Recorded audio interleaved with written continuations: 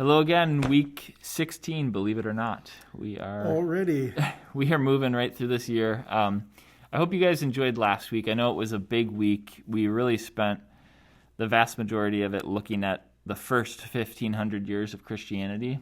Packed into one conversation. Yeah, and you guys believe me, and Don can attest to this, there are semester-long courses on very small portions of that you do when you go to college or seminary. Right. And to do it all in 30 or 40 minutes, it was a little bit insane, but we tried it, and I hope that you guys learned some stuff from it. So. Why it matters is that as we look at who we are today as a church, it's good to understand that we came from somewhere. Yeah. And that there were things that happened that affected how things are now. Yeah. So that's why history matters, but we understand this is a very thin thumbnail sketch of a much longer, deeper conversation that someday will happen more. Yeah. But right now, we're just trying to give you the basics. So that leads us, last week we ended with the Reformation, which happened in the 16th century but it kept on going. And you might be thinking, well, we're Methodists, and what is a Methodist, and how did we become Methodist? That's kind of a weird name. And it really centers, there's some key figures, but the key figure in the movement was John Wesley. And John Wesley, we're going to learn about him today. So if you guys open up your book, we are now on our third book, The Methodist History and Doctrine. Go ahead and open that up. We're going to move through John Wesley week 1 and John Wesley week 2 this week. We're going to try to do both in 1 week because they both kind of talk about the same things, just different aspects of his life and what happened. And we just so happen to have somebody on staff here who knows a whole heck of a lot about the Methodist movement and how it started. So we really just get to sit back and learn a lot today from Don and see what we learn. I think where I'd like to start is to remind us that John Wesley was not born into a German Lutheran family. You learned about the Reformation last week, and it was a German Lutheran kind of thing, but there were other places in Europe where the Reformation also happened. And one of those places was England. And the Reformation in England was quite different than it was in Germany, particularly because it had to do with the King of England wanting to be in charge of the church in England rather than the Pope. And the reason he wanted to be in charge was because he was having marriage problems, and he wanted a divorce from his wife, who was the Pope's cousin. Now, as you know from your history, King Henry VIII had a lot of wives. I think he had problems that way. But nonetheless, it was during his reign that the English church separated from Rome. That's the beginning of the English Reformation. Now, the English church was sometimes Catholic and sometimes Protestant, depending on who was the king. And there were wars fought over this. However, during the time of Queen Elizabeth, there was a compromise. Queen Elizabeth brought together the Catholic and the Protestant aspects of the Anglican Church, or the Church of England, into a union, and they called that the Elizabethan Compromise, and it meant that they would unite around a Book of Common Prayer and be one church that didn't go back and forth between being Catholic or Protestant. It was into that church that John Wesley was born. John Wesley was born to a family that had priests in the family. His dad was an Anglican priest, and his mother was very involved in the church. So we need to be aware that John Wesley was born into a Protestant Anglican church that contained elements of Catholicism as well. So it wasn't quite the clean break that we saw in the German Reformation last week. That's why United Methodists tend to be more ecumenical. We get along with a broader swath of people because we have both Catholic and Protestant roots in our heritage that were cooperating rather than fighting. Point number 2, John Wesley was born into a very large family. And if you look in your student books, you'll see this picture that says 1703, it's a boy. So this is on page 2 of the book. Yes. Yeah. Now, he was one of many children, and they lived in a town called Epworth, where his dad was the pastor. However, his dad was really not very well liked, and for one reason or another, things were so bad in that particular town, in that particular church, that the parishioners set the parsonage on fire. Can you believe it? And as the fire was burning and the family got out of the house, there was one of the children that couldn't get out. As it turned out, the family was all standing down on the ground outside watching their house burn, except that up in the window, in the second story, there's this little boy who can't get out. His name's John, John Wesley. Yeah. And apparently what happened is they created a human ladder and were able to rescue this child as a little boy and get him out of the fire. So his whole life, he referred to himself as a brand plucked from the burning, which means that he sensed that God had a greater purpose for him in his life, or he would have perished in that fire. It had a big influence on him. It imprinted on him. You see a picture of the fire in your student books there, plucked from the fire. Now, John had a brother who was about the same age. His name was Charles. And John and Charles both went off to college together. And both of them were studying to be priests. They were at Oxford University. These are places you can go today. Oxford University is where they filmed scenes from Harry Potter. Yeah. So he went off to Oxford and he studied philosophy and literature and theology. And he loved that stuff.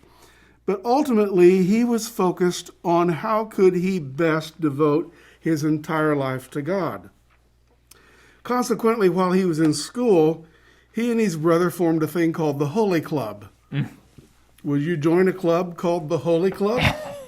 Well, these people were serious about their faith. Yeah. They got up early in the morning to pray together every day, and then they would try to find things they could do in order to show God's love to the most unloved people in the world in their time.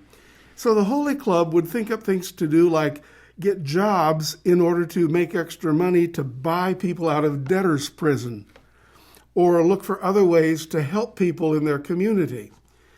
Now, if you get a sense that you wonder why your church is always looking for something to do good in the world for somebody because of Jesus, not just evangelism, but also good service to help people in their lives, it comes from these guys in the Holy Club trying to figure out how to make the love of Jesus real in the lives of people who were being hurt constantly by their society. So that's kind of where it started. And then John and Charles ended up being ordained and being sent off to the mission field for their first assignment. Any guesses where they sent them? I have an idea. Let's try, let's send them over to those American colonies over on the other side of the ocean. We weren't a country yet. Yeah. We were just part of England at that time. And John and Charles were sent to Savannah, Georgia for their first ministry assignment. Charles serving a church just outside of Savannah, John serving a church in Savannah, Georgia. They both came into that ministry very seriously. John was so serious about it that he thought people should come and do a worship service every morning on their way to work, and then every afternoon on their way home. Yeah. Very, very rigid and religious about that. He also did some really good stuff, like he invented the Sunday school. You know, I mean, that's an invention of our own faith heritage. So all this seriousness about faith that he had, is that where this name, the Methodist, comes from? Well, not quite. Okay. Because at that time, they weren't very Methodist. What they were was very rigid Anglicans. Okay. John Wesley was so unpopular, and he was so spiritually demoralized by his own experience in doing ministry, as well as by a disappointment in a love affair. We won't go into very deeply, I think, today, but he probably should have married a woman named Sophie Hopkins, who he met in the Savannah parish. Right. And she would go with him out to convert the Indians and so forth. Yeah. But instead of understanding his love for her, he just carried on. And finally, she tried to marry somebody else. And that upset him. And so he started to deprive communion to them because of his anger that he did not understand. And it got him in so much trouble that John Wesley had to flee for his life. Yeah. And just as his dad was in trouble in Epworth, well, John Wesley was in trouble in Savannah. Yeah. And got on a boat to cross the ocean and go back home. Charles had to leave too. They both were very unsuccessful in America. Charles ended up at a storm at sea and ended up in Boston and only came home 2 or 3 years later. People thought he had died, but he showed up alive. John, on his way home, was in a storm at sea as well, and the boat was nearly sinking. And he noticed some people on the boat. People that were, instead of being afraid of the storm and cowering in it, they were actually together singing hymns, and they were happy and content, and he wanted some of what they had. You guys can see this where it says trouble in the high seas on page 2. This is what Don's talking about. Thank you. So, yep. That's right. And you know how it is when someone's got something you want? He wanted some of what they had because they had serenity. They had a peace of God in their souls. They weren't afraid anymore. They weren't stressed and worried and, in trouble like he was. So he remembered that. And when John Wesley got back to London, he had a tendency to go to worship in the Anglican church at St. Paul's Cathedral, which is still there to this day, and you can go visit it. And then he would walk down Aldersgate Street to the edge of the city where there was a Moravian prayer meeting, and he would go to the Moravian prayer meeting also because he wanted some of what they had. Yeah. And it was during a prayer meeting with the Moravians that he had a very heartwarming experience that for the first time in his life realized that God loved him, that he was a special, cared-for child of God, and that it was deep, deep, and forever. Some people call that a born-again experience. John Wesley, we call this, in Methodism, we call it the Aldersgate experience, because that's the place where it happened. But it was this special awareness that he had in his heart. And from there, he began a new thing. Here's where Methodism comes in. Okay. He and Charles started trying to do ministry with the understanding that you could know in your heart that you're saved, that you could actually trust it. You didn't have to worry about whether or not you were saved. So all the good stuff that you do with your life, you do in gratitude for your salvation to show it, as opposed to doing out of fear and worry in order to earn it. You see the difference? So what do you, just so that we're clear with our students, like what do you mean by, being saved, I guess? That's knowing that you are forever with God. Okay.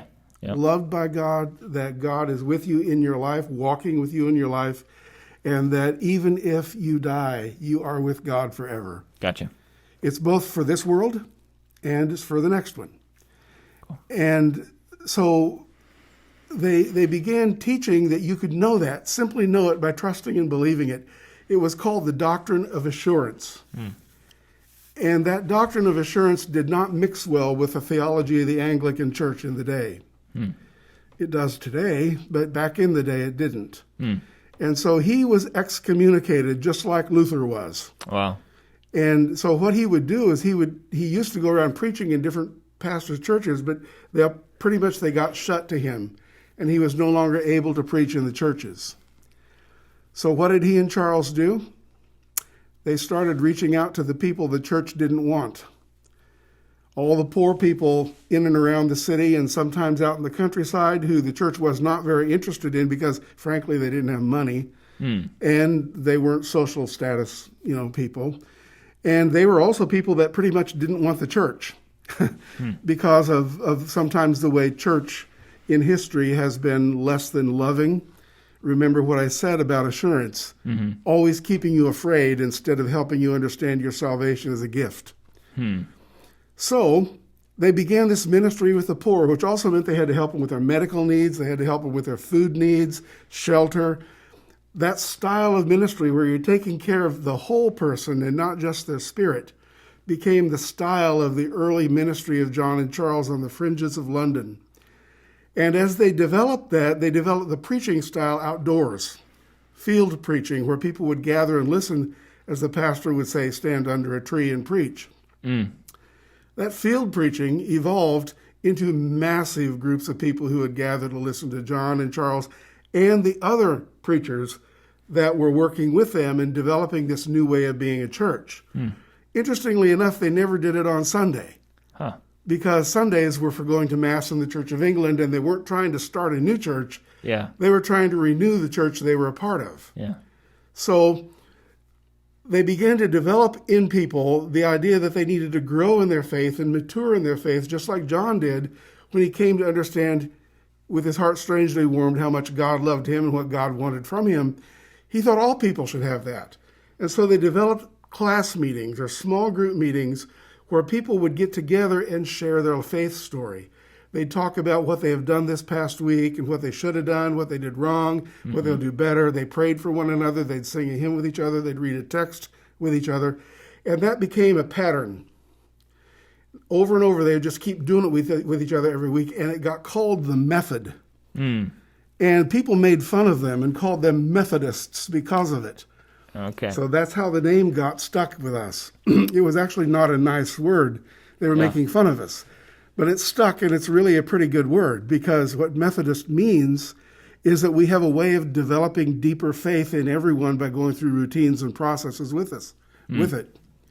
So, a short story is Methodism developed through John and his brother Charles and others with them, developing this sort of lifestyle Christianity about the whole person, in a way that was intensively focused on people developing faith with one another. Now, Charles, John's brother, he comes into this picture too. Charles was a little bit more formal than John, and Charles was a poet. And he would write a lot of poetry that became hymnody. He wrote over 6,500 hymns. If you guys open up to page 7, it's actually the next lesson, but you'll see Charles is in that infographic, just to kind of keep us on track here. So keep going. Sure. So some of our most famous hymns, like at Christmas, Christ the Lord is risen today, or on Easter we sing, we sing that at Easter. We sing Hark the Herald Angels Sing at Christmas, or Love Divine, All Love Excelling, or A Charge to Keep I Have. So many songs that everyone thinks are just owned by Christianity in general were written by Charles Wesley. It's amazing. Amazing. So Methodists were known for their singing. Definitely. And they would try to develop singing as a way of expressing faith using popular tunes that were like folk tunes or even tunes they sang in the bars. And they would set the religious words to that to help teach the faith. So Methodism spread, and it spread fast. And a lot of people adopted Methodism as a way of being Christian, but it was not developing into a new denomination yet. That comes later. It's still just a reform movement or a holiness movement within the Church of England. And by holiness, what we mean is doing faith in such a way that our lives become more and more godlike. Our faith is bringing us closer and closer to God, a kind of a pious holiness like the Moravians had that John wanted, but also a social holiness that involved making the world a better place because of God. So these two things always come together in Wesleyan Christianity because of John Wesley. Yeah, it's really interesting. So you guys take a look at your infographics. You'll see that we've hit on several of these things. In fact, in John Wesley Part 2, you'll see the Aldersgate chicken noodle soup that they have here. You'll see that they talks about on the lower left-hand part of page 6. You can read about what John Wesley said happened to him during that Aldersgate experience that Don talked about. It talks about the M which if you look in your bowl of soup on page 7, it has all these different letters. The M is for Moravians, and Don talked about who the Moravians were. So imagine you would go to your home church, but then also you were so inspired by this other group of Christians, the Moravians, that you would also go there. Yep. That's one of the things that sets John Wesley apart a little bit from a lot of different people in church history, is that he wasn't just married to a certain denomination. He was really interested in finding God wherever God was. Yeah, especially out in the world. Yeah, and so very often, like you're saying, he would come up against walls within the Anglican church to the point where he got kicked out of it, excommunicated, and that didn't mean that he was excommunicated from God, though. It just caused him to go elsewhere and to do the things that he felt like God was calling him to do. So a couple of important factors for the modern church. One is that United Methodists do not see ourselves as right and everyone else as wrong. Right. Now, you will have friends who are members of other types of Protestant churches and even other types of Catholic churches who believe that if you're not a part of their faith community, you are not saved. With God. Right. Yeah, that whole idea. That we're right and you are wrong. Mm-hmm. Wesleyan Methodists have never adopted that understanding. We have always believed that God loves them all. Yeah. And that God's love is going to work differently in different people's lives, and it's just as important that you've got healthy Christianity and other types of faith groups as well as our own. Mm-hmm. So the word is ecumenical. Right. We are broad. We believe that God is working among all. We're special because of our history and because of a unique understanding of grace meaning God's love being offered to everyone. Mm-hmm. And the idea that grace grows in your life over time instead of just once when you're saved. Right. We have some very unique ideas. However, that doesn't make us right and everyone else wrong. It just means that we have a special thing to offer. Right.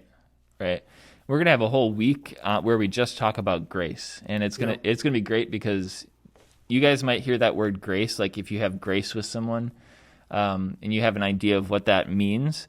But as Wesleyan Methodists, we have very specific ways of understanding what grace is. It's not just one thing. There's many tiers to it, many layers to it. That's right. And so we're going to actually spend a whole class period in a few weeks talking about grace, which will be great. On your page, you see a G for George and W for Whitefield. Yeah. George Whitefield was one of the people that was contemporary with John Wesley in the early Methodist movement in England. He was a great preacher. George Whitefield was known for being extremely interesting to listen to and having a really loud voice. Yeah. Because they didn't have amplification and microphones, they had to preach very, very loudly. And George Whitefield could be heard from a long ways away. So in the day, he was very popular. And if you would have asked the typical Wesleyan Methodist, we wouldn't have called him a Wesleyan then. If you would have asked the typical Methodist in the day who was going to become the figurehead of the movement, they would have said George Whitefield. However, that isn't what happened. What happened is John Wesley became the one associated with it because John was the one with the idea of organizing to the small groups, and John was the one with the idea that our faith would develop over time. So it was his ability to craft a way of being the church where people interacted with people rather than just hearing a message that made John the real founder of a style of Christianity we call Methodism. Now, George and John also disagreed on a few key theological issues, didn't they? Yes, they did. Do you want to dive into one or two of those key issues that they didn't see eye to eye on? George was a Calvinist. Okay. John was an Arminian. These are some big words now. Okay, I'll say it another way. Yeah. George believed in predestination. John believed in human free will. George believed that God decided who would be saved from the very beginning and who would not be saved from the very beginning, that our salvation was a gift from God and there was nothing we could do to get it. However, he believed that God gave it out selectively. John, on the other hand, believed that God gifted us with his love and grace unconditionally all the time for everyone, and that we had the freedom to accept it or reject it. That's what made him different. So John and Charles didn't exactly agree, and we'll get into the Calvinism, Wesleyan, Arminianism difference later. Yeah. But bear in mind that in the Reformation in Germany and Switzerland, the Calvinistic style of predestination theology was dominant. And it was in the English church through Wesley that the idea that there was free will and that we cooperate with God, that was out of that style of church. You might ask yourself which one feels more right to you. Yeah. And when you read the Bible, you know, both sides get their ideas from the Bible. Right. And so this is a massive conversation and theological issue, but it is pretty important. I mean, it matters that if God says, no, you know, there's some people that can be with me and some people who can't, you think if that's how God feels, you want to know if you want to get that right. You know what I mean? And so it is a pretty big issue. It has been a very big issue for lots of churches in the past. I think we're going to we should dive into that in the Grace Week probably, in some of these other weeks. So we'll get more into that and why it actually really matters for us today. But just knowing that Whitefield and Wesley did not see eye to eye, and that Wesley's the one on whom Methodism is really founded, and not Whitefield, although Whitefield was, like you said, a great man and a great preacher. So, I suppose another thing that we should mention is that for all of Wesley's life, he continued to believe that we were not trying to start a new church, that we were simply trying to improve or you might say deepen the spirituality of the church he was born into, the Anglican Church. We didn't become a separate denomination until the Revolutionary War in America. And it was actually as a consequence of the war where the American colonies separated from the crown that it was necessary to restart a church in America because it was no longer possible for the King of England to be over the church. And so John Wesley is then the one who did that. He started the Methodist Church in America to replace the Church of England, who could no longer be in charge because we won the war. That happened in Baltimore, Maryland, in 1784 on Christmas Day. wow. So if you ever hear a Methodist talk about Christmas conference, that's what they're talking about. The day the Methodist Church was founded in America on Christmas Day, 1784, after the Revolutionary War, through the initiative of John Wesley in England. So now when you guys are in school and you're in your history class and you're learning about the founding of our nation and everything that went into that, what you won't learn most of the time is about the Methodist Church, but maybe you should, because it happened at the same exact time. Yep. And so just to let you guys know, some of you know, but some of you don't, I did not grow up as a Methodist. I would now call myself a Methodist after working in this church for going on 6 years. But a lot of the Methodist, kind of the way that the denomination runs, looks kind of like the way that the United States government runs. And Don is an expert on this stuff, so he knows a lot about it. But I find that very interesting. But then the more I learn about Methodist history, and I realize, it grew up with the country. Yes. And it became a thing along with when the country became a thing. Exactly. It starts to make a whole lot of sense as to why these look very similar. Yes, that's right. And of course, there is now a Methodist church in England. Yeah. That was started shortly after here, in the colonies or in the United States of America. But it's like a brother or sister church to us. They're not the identical denomination. We are the United Methodist Church. That church would be the English Methodist Church. And we can exchange clergy and so forth. And in fact, when I was in London last, I attended services not only in other Methodist churches like that, but actually in the original mother church that John Wesley built. Wow. In London, just up from Aldersgate. Wow. And you can go there. I mean, this is a place, and it's basically just across the street from where he started the ministry in what was then called the Foundry. The foundry was a building used to make the cannons to defeat Napoleon Wow. back in the day when England was fighting the French. And after the war, it was repurposed, and John Wesley got the building and used it for ministry. So they had people sleeping there. They were doing cooking there. They were treating people's medical needs there. And in fact, John's mother started to live there too. Wow. And then kind of across the hall or across the street from behind it, eventually they built a new building, which is now very old. Yeah. But that's the first church. Wow. So it's kind of part of the cool thing. We've been learning, obviously, about our faith, about Christianity, about the Holy Land, about Jerusalem, about all these different places. And part of what is hard for me to understand, because I've never been to any of these places, I've never been to Europe, is that you can go and travel there and see a lot of this stuff. But especially with Methodism, with our denomination, you really can, because it's so much younger than so much of what's going on in the Bible.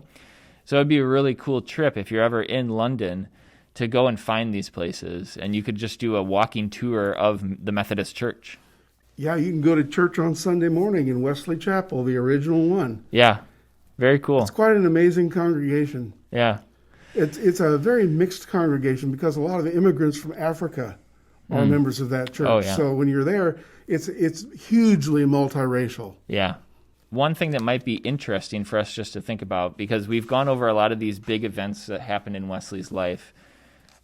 It's not directly associated with John Wesley, but just to kind of fast forward and bring it to today,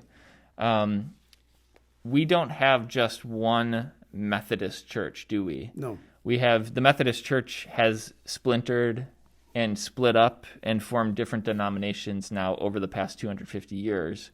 Correct. We are a part of the United Methodist Church, which I believe is the biggest Methodist movement in the world. It's a global church. Yeah. Yeah, the United Methodist Church includes many, many nations. It's not just an American church now. Right. But it wasn't always the United Methodist Church. And this is a church history lesson. Briefly, I can tell you, in America, if you go back to the Christmas conference of 1784, we have Methodism being started in this country there. Mm-hmm. Actually, it was already happening through people that were here before that date. But sure. Eventually, this country faced a major conflict. And it was about slavery and the Civil War. And the Methodist Church split along the same lines that the country did. And that split in the 1850s right. Did not get healed until 1939, not quite 100 years ago. Yeah. And there are other Methodists in this country, too, who had experienced frustrations with the order. And, for instance, the Protestant Methodist Church was focused on the power of the laity over the clergy. Not Gotcha. over, but along with, on an equal basis, whereas some people thought the church should be run by the clergy only. Mm-hmm. And so the Protestant Methodist Church was trying to bring equal status to the lay leadership of the church with the clergy. They joined back when we reunited the North with the South in 1939. Gotcha. There were also Methodisms that were started because of slavery with African Americans. And so there's the African Methodist Episcopal Church and the African Methodist Episcopal Church Zion. First time I read about those in seminary, I thought it was a mistype or something. It just seemed like too many denominations all in one word, the United African Methodist Episcopal. Right. Just, it seems like a very long name. And our denomination was called the Methodist Episcopal Church for many, many years. Yeah. The word Episcopal means bishops, that we have bishops, whereas a lot of Protestant churches don't use bishops like we do. It's also marking the connection we have with the Episcopalians, right, which would be the American version of the Church of England. You're probably getting a little confused right now. But so the Anglican Church in England has an American version called the Episcopalian Church. That's right. And the Methodists came from England, but were really technically founded in America. And then back into England. Yeah. So in other words, you could say that the Episcopalians would be our cousins. Yeah. And there's Episcopalians all around here. Yeah. Yeah, you could go to an Episcopal church. Have a lot in common with them. Yeah. Yeah. Okay. So there's always change. Yeah. So it's still happening today, guys, and that's a little bit about John Wesley. Are there any last thoughts you want to leave us with John Wesley, or we've hit a lot of things? I think the most important thing to emphasize about John Wesley was that he was an extremely driven, gave his whole life to the ministry. He preached in more places than you can imagine. He rode his horse several times around the circumference of the globe, the distances that he covered with it. And if you just bear in mind that the folks that are our faith ancestors, including John and Charles, and the people who were with him, did not think of their religion or their faith as something they did along the side of everything else. Mm-hmm. They understood that it governed everything about their lives. They were totally in. And that's what they wanted us to be, too. They wanted to see us similarly looking at our lives, whatever we do, whatever vocation we have, whatever jobs we do, whatever relationships we're in, they wanted to see us living out our faith in those things. That's the key to Wesleyan theology, that you don't just practice it as a belief, it's life. Yeah. That's great. I think we'll end it there. Okay. All right. So we'll see you guys on Sunday night at 5 o'clock. And look for the questions that are underneath this video. And we'll see you then. Have a good week. Bye.